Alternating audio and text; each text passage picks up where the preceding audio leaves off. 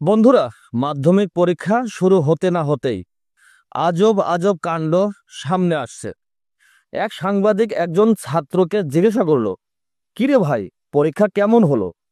আর বেটা দাঁত কেলিয়ে বলল, এটা কোনো পরীক্ষা নাকি? এমন উত্তর শুনে আমার মাথায় প্রথম যে কথাটা এলো, বেটা বড়ই ব্যাককেল। বন্ধুরা, মাধ্যমিক পরীক্ষা মানে শুধু একটা পরীক্ষা? এটা হাজারো ছাত্র সাথে স্বপ্ন, পরিশ্রম আর ভবিষ্যৎ। কিন্তু ছেলেটা এমন ভাবে বললো যেন এটা কোনো ব্যাপারই না। কিন্তু আসলে আসলে কি ছেলেটা খুব ভুল কিছু বলেছে? যে রাজ্যে টাকা দিয়ে চাকরি হয়, সেখানে শিক্ষার দাম থাকবে কেন?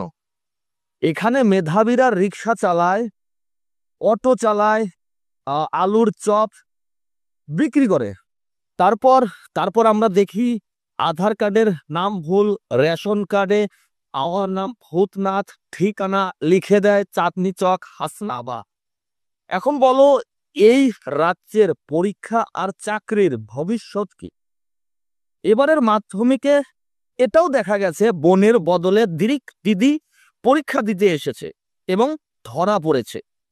একবার ভাবো, এত সিকিউরিটি, এত পরীক্ষা হলের পরিদর্শক, তারপরেও এত বড় সাহস কোথা থেকে পায়? কিভাবে সম্ভব? সম্ভব, এগুলোও সম্ভব। দিদির রাজ্যে দিদিদের দ্বারাই সম্ভব। তাহলে বলো, এই রাজ্যের শিক্ষা ব্যবস্থার আর কিছু বাকি আছে কি? বন্ধুরা, এই বিষয়ে তোমার মতামত কি? কমেন্টে জানাও। আর যদি আপনার মনে হয় এই সত্যটা সবাইকে জানানো দরকার, তাহলে শেয়ার করো।